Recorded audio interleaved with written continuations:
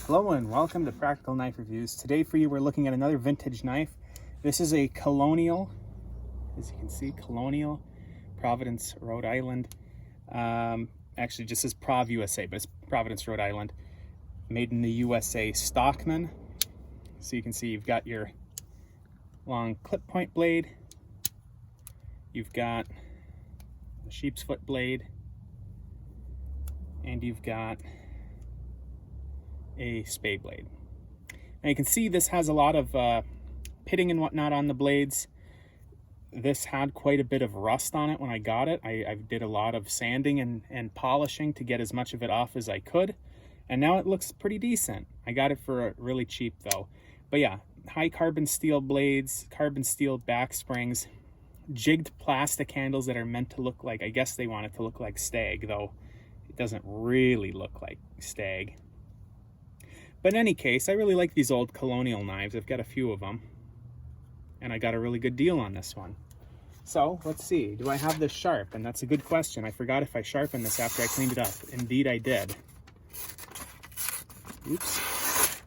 So you can see here, I've got the clip point blade sharp. Out of curiosity, did I sharpen the other ones while I was at it? That one's pretty sharp. There was a little bit maybe of a burr on it that I could probably clean up towards the tip here. Yeah, I can see that burr. And the spade blade also, it's sharp. But we'll use the clip point blade for the rest of the review just because that's the blade that I do most of my work with. When I have a Stockman, and this is just as an aside, and I'll probably mention this whenever I do reviews on Stockman, which are one of my favorite patterns, which is why the knife that I've got in my pocket today also is Stockman. The spade blade I use for like scraping stuff and whatnot. This is my beater blade. This is the one that I do most of the work with.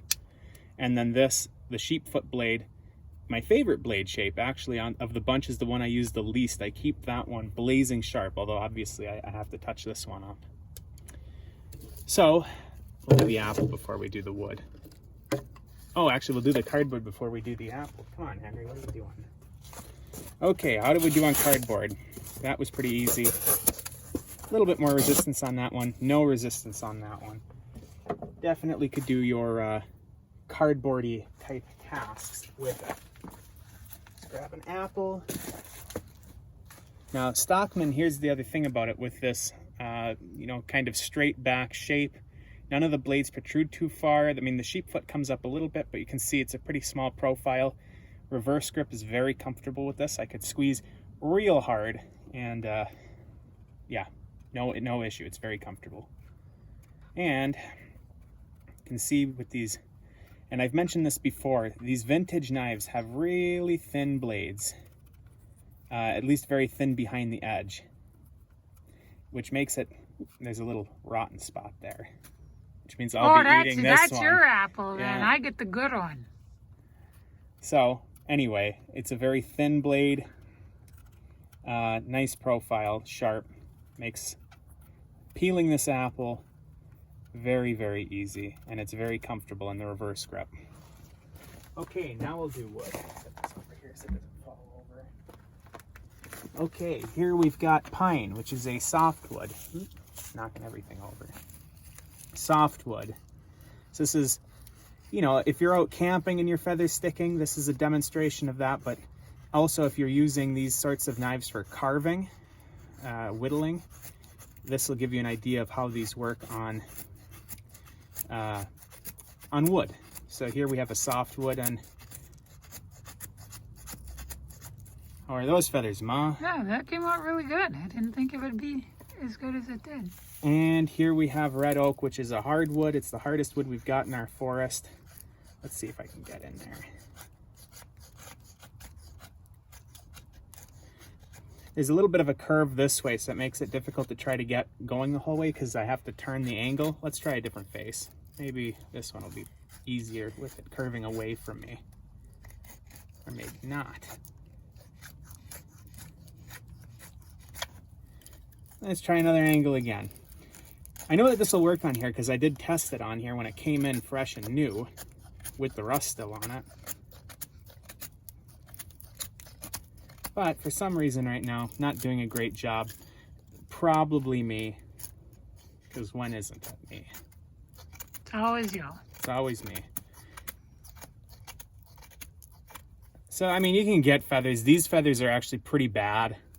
I don't think it's the knife, because I have made feather sticks with this knife before that were much better than that.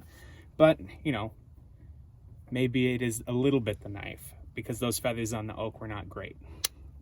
Okay, so that's to look at how the Colonial Stockman works on wood and paper and cardboard and apple.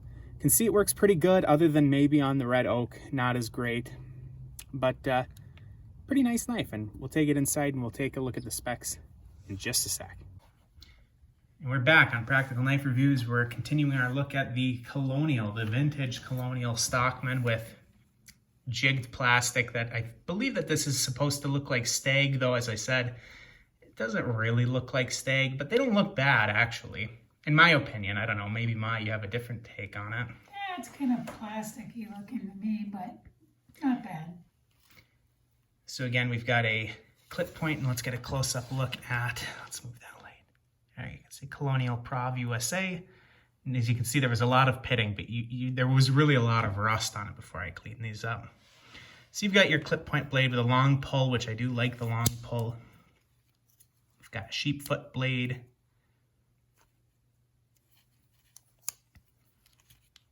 You've got a spay blade. And you can see a patent number on here.